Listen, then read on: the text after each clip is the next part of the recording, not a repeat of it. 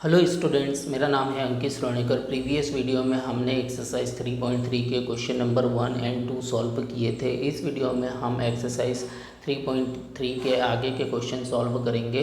Question number 3, can a quadrilateral ABCD be a parallelogram if first point angle D plus angle B is equal to 180 degree. क्या ABCD एक parallelogram हो सकता है अगर angle B और angle D दोनों का सम 180 डिग्री हो? क्या ऐसा पॉसिबल है, ये हमें बताना है। फिर सेकंड पॉइंट, अगर क्वाड्रिलेटरल ABCD में AB plus DC is equal to 8 centimetre हो, AD is equal to 4 centimetre हो और BC is equal to 4.4 centimetre हो, तो क्या क्वाड्रिलेटरल ABCD पैरेललोग्राम होगा? थर्ड पार्ट, अगर angle A is equal to 70 degree है और angle C is equal to 65 degree है, तो क्या क्वाड्रिलेटरल ABCD पैरेललोग्राम होगा? तो ये इस चीज़ का आंसर हमें देना है। क्वेश्चन 3 के फर्स्ट पार्ट में ये पूछा गया है कि अगर एंगल B और एंगल D का सम 180 डिग्री है तो क्या क्वाड्रिलेटरल ABCD एक पैरेललोग्राम होगा? तो इस क्वेश्चन का आंसर है कि हो भी सकता है और नहीं भी हो सकता है ना। It can be a parallelogram और मे नॉट बी। इसका रीज़न ये है कि देखो, यहाँ पे अगर दो एंगल B और एंगल D का सम 180 डिग्री है, ठीक है, जैसे कि मान लो एक पैरेललोग्राम हमने बनाया ABCD, ठीक है, ये ABCD हमने एक पैरेललोग्राम बनाया, तो ये वाला एंगल B और एंगल D इनका सम 180 डिग्री है, लेकिन पैरेललोग्राम में अपोजिट एंगल बराबर होते हैं, यानी कि ये दोनों एंगल बराबर होना चाहिए, ठीक है। तो एंगल B और एंगल D का सम 180 डिग्री है, और अगर एंगल B और एंगल D बराबर है, इसका मतलब एंगल B का मेज़रमेंट 90 डिग्री होना चाहिए और एंगल D का मेज़रमेंट भी 90 डिग्री होना चाहिए।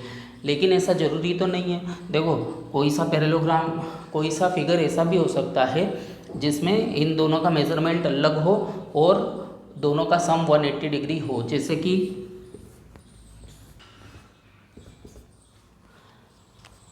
अब अगर आप इस ABCD क्वाड्रिलेटरल को देखोगे तो इसमें क्या समझ में आ रहा है कि B और D दोनों का सम 180 डिग्री है, यानी ये कंडीशन सेटिस्फाई हो रही है।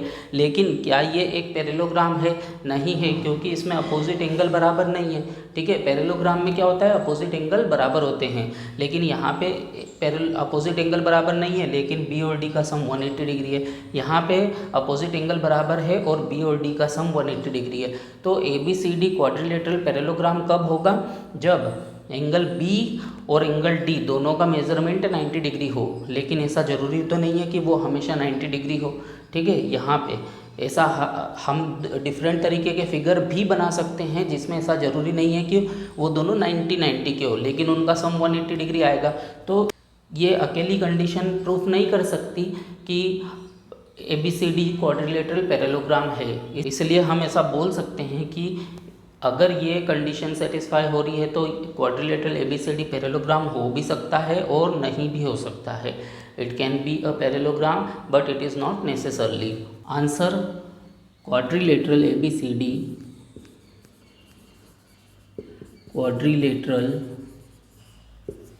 ABCD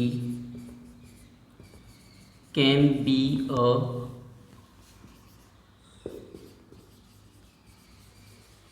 parallelogram but it is not necessarily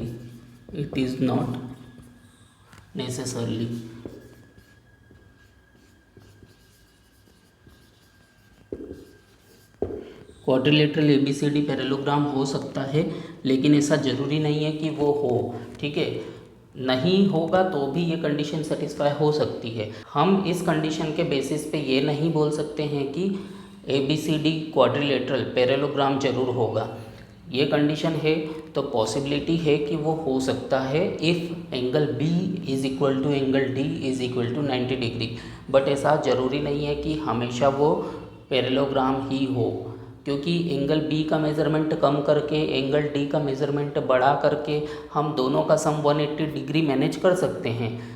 in this case quadrilateral ABCD will not be a parallelogram. Okay, अब हम सॉल्व करेंगे क्वेश्चन नंबर 3 का second part.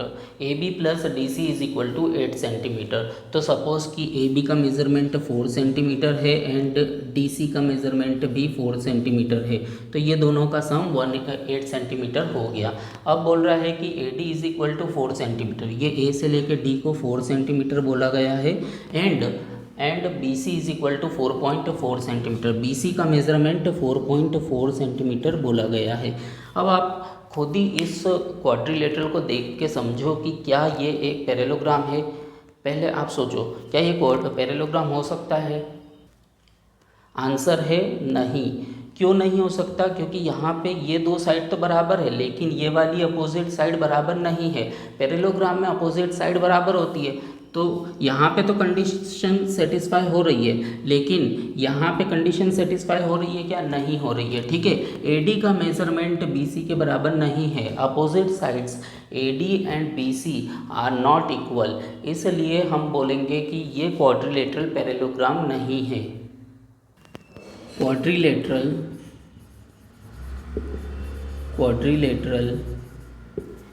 ABCD cannot be a parallelogram because opposite sides are not equal.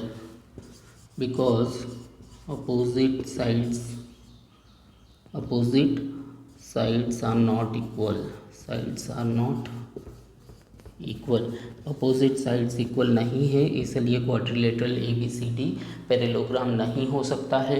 कौन कौन सी opposite sides equal नहीं है? AD is not equal to BC।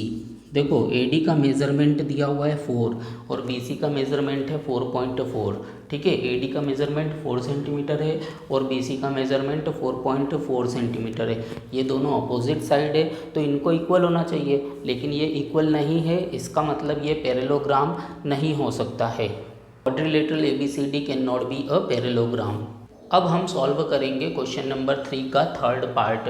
इसमें ये पूछा गया है कि एंगल A का मेज़रमेंट 70 डिग्री है एंड एंगल C का मेज़रमेंट 65 डिग्री है, तो क्या क्वाड्रिलेटरल ABCD पैरेललोग्राम हो सकता है? तो देखो, क्वाड्रिलेटरल ABCD में अगर एंगल A का मेज़रमेंट 70 डिग्री है और एंगल C का मेज़रमेंट 65 डिग्री है, तो ये पैरेललोग्राम नहीं हो सकता है, क्योंकि पैरेललोग्राम में अपोजिट एंगल, मतलब जो एंगल आमने सामने होते हैं वो बराबर होते हैं। यानी कि एंगल A और एंगल C का मेज़रमेंट सेम होना चाहिए और एंगल B और एंगल D का मेज़रमेंट सेम होना चाहिए। लेकिन यहाँ पे एंगल A का मेज़रमेंट और एंगल C का मेज़रमेंट डिफरेंट है, इसलिए क्वाड्रिलेटरल ABCD पैरेललोग्राम नहीं हो सकता है। आंसर लिखेंगे, quadrilateral ABCD can not be a parallelogram because angle A and angle C opposite angles are not equal. Quadrilateral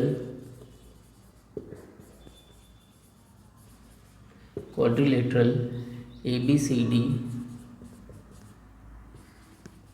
can not be a parallelogram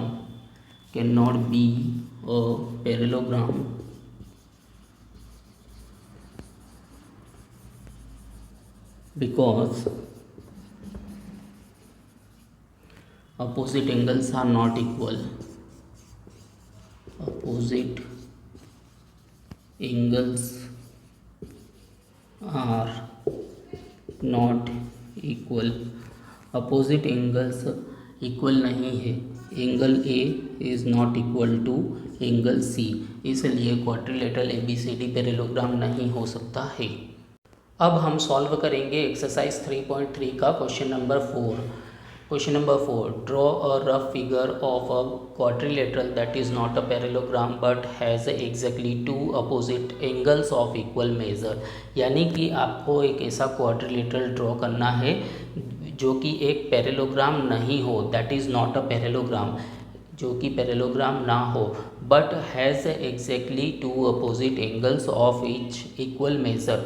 यानी कि क्वाड्रिलेटरल जो है वो पैरेललोग्राम नहीं होना चाहिए और उसमें 2 अपोजिट एंगल बराबर होना चाहिए। तो सपोज़ ABCD एक पैरेललोग्राम है, तो मान लिया कि B और D एंगल, ठीक है, बी और डी एंगल आपस में बराबर है, तो ए और सी एंगल आपस में बराबर नहीं होना चाहिए, क्योंकि यहाँ पे बोला गया है exactly two opposite angles of equal measure, यानी कि केवल दो एंगल का मेज़रमेंट सेम हो सकता है, बाकी के दो एंगल का मेज़रमेंट सेम नहीं हो सकता। क्वाड्रिलेटरल में 4 एंगल होते हैं, जिसमें से 2 का मेज़रमेंट सेम हो सकता है, 2 का मेज़रमेंट सेम नहीं होना चाहिए, और क्वाड्रिलेटरल एबीसीडी पैरेललोग्राम नहीं होना चाहिए। ऐसा क्वाड्रिलेटरल हमें ड्रॉ करना है।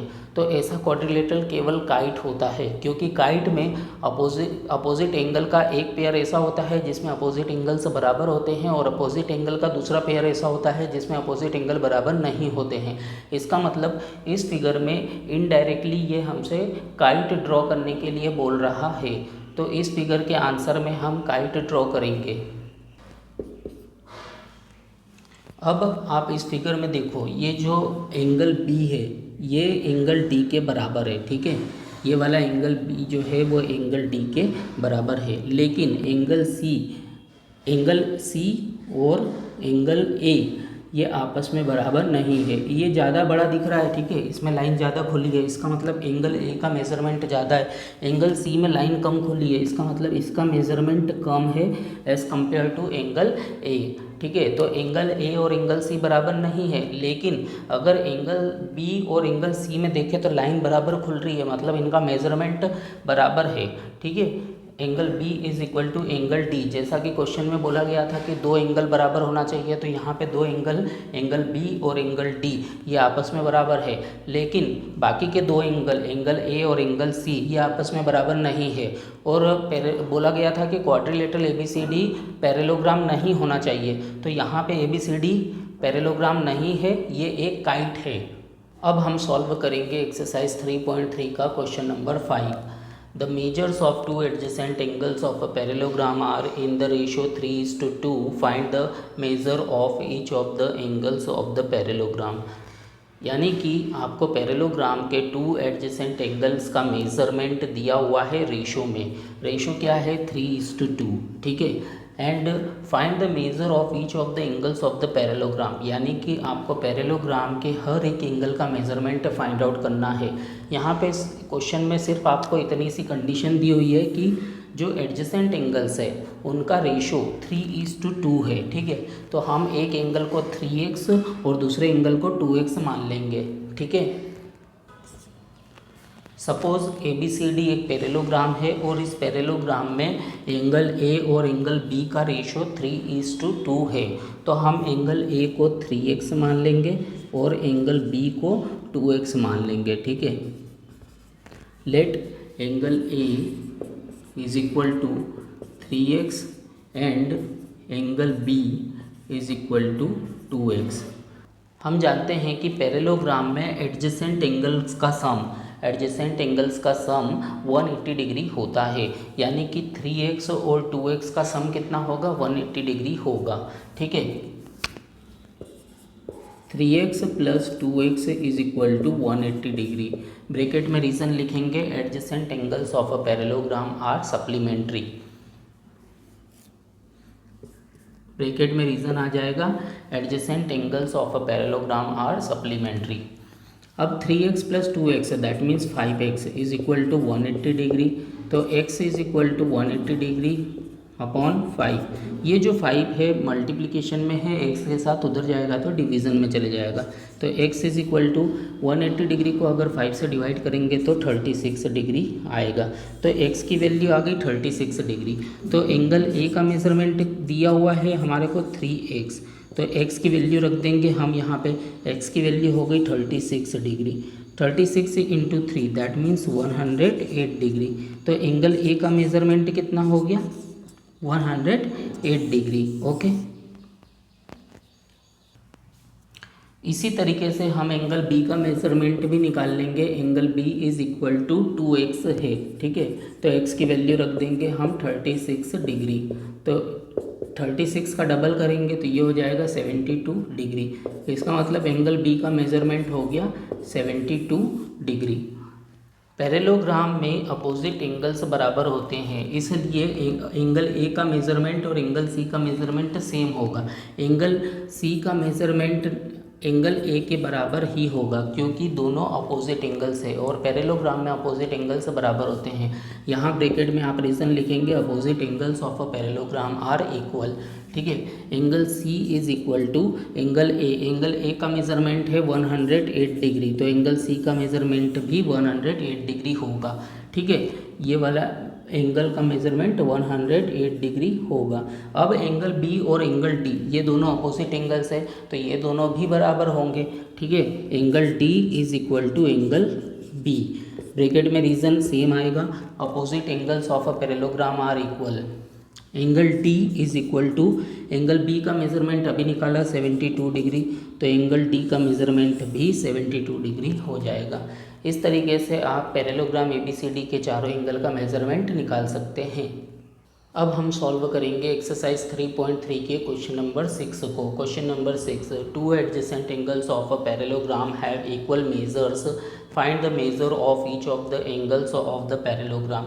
यानी कि आपको पैरेललोग्राम के टू एडजेसेंट एंगल्स इक्वल दिए हुए हैं। ठीक है, यानी कि जो पास पास वाले एंगल्स हैं वो बराबर है। ठीक है, दो एंगल्स ऐसे हैं पैरेललोग्राम में जो कि आपस में बराबर है और हमें पैरेललोग्राम के सभी एंगल्स का मेजरमेंट फाइंड आउट करके बताना है। यानी कि एंगल ABCD चारों का मेजरमेंट हमें निकालना है। क्वेश्चन नंबर 6 में ये बताया गया है कि एडजेसेंट एंगल्स बराबर है, दो एडजेसेंट एंगल्स बराबर है। तो माना कि एक क्वाड्रिलेटरल ABCD है जिसमें एंगल A और एंगल B ये दोनों आपस में बराबर है। एंगल A और एंगल B ये दोनों आपस में बराबर है, हमने मान लिया। ठीक है, एंगल C और एंगल D का हमें अभी मेजरमेंट पता नहीं है। ठीक है, लेट एडजेसेंट एंगल्स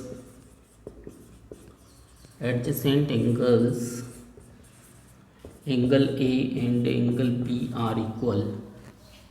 ठीक है, ये हमने मान लिया कि एंगल A और एंगल B बराबर है। Angle A is equal to angle B, ये हमने मान लिया क्योंकि क्वेश्चन में बोला गया था कि पैरेललोग्राम में दो एडजेसेंट एंगल्स बराबर है। ठीक है, हम जानते हैं कि पैरेललोग्राम में एडजेसेंट एंगल्स का सम 180 डिग्री होता है, तो इसका मतलब एंगल A और एंगल B का सम 180 डिग्री होगा। ब्रैकेट में रीज़न आएगा adjacent angles of a parallelogram are supplementary.